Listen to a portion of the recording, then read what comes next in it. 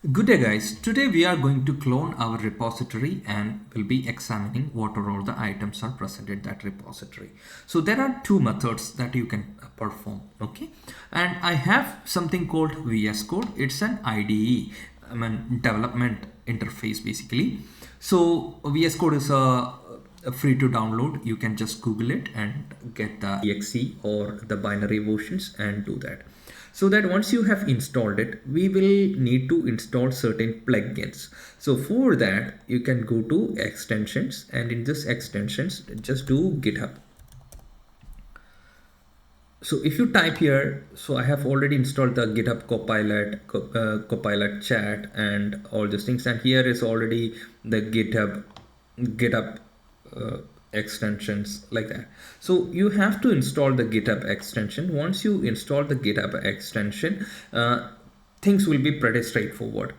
All you need is come here and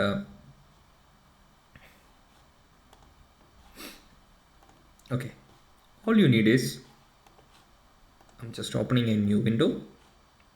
I would be able to see a new window here. Here I will have an option clone Git repository. I'll be doing clone from Git repository. Then what I will do is I'll just copy code HTTPS and clone it.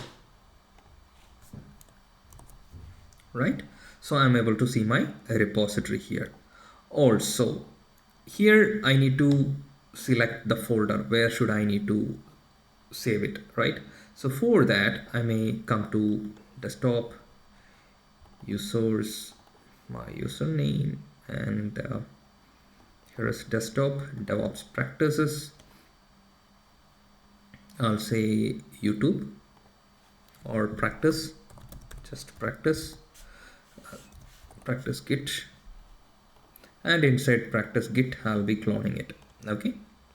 So the repository is being cloned and I'm able to open it. So this is my repository and I have cloned it. So what overall what happened is it created a folder inside the path that we mentioned and copied all this necessary files. Perfect. So why I haven't provided any credential? How my machine knows that credential? For that, as soon as we install this GitHub extension, it will ask us to provide the login credential. I have already logged in here and I have already provided the passwords so that it is able to communicate with the GitHub and sync it. That's it. Okay. If we do so, it is pretty straightforward. Else you need to go for this step. What is that? Git clone user name colon password @ Git repository, so that it will clone it into this practice folder. That's it. Okay, and remember that one more thing, if you cannot provide this SSH because SSH passwords won't accept since last 2 years back. So always we should use HTTPS with our web user credentials if you are logging in manually. Else you can use SSH key based authentication that we will explore in the another video. Okay. So we have already cloned the repository here. Next we are going to create a folder. Let's say that practice folder. Make sure that you would be creating an empty file at least. This is something like details.txt. I'll mention that this is a practice file. Now once we have done, this is basically present in my workspace, right? It's in my machine. Now I'm moving it into the staging area of GitHub. So for that, all I need is I need to add this file and folder to the part of the repository. That area is called staging. Git add dot. If I do add dot in the sense, everything will be added, or I can mention the file name or folder name, whatever it is. Next, I'm going to commit it. So here I have to provide a message so that it is committing it into my local, as and when I copied or cloned the repository to my local machine. The repository is in my local machine. So I'm going to save these changes to my repository in my local machine. Remember, in my local machine. That is committed the initial change. Okay.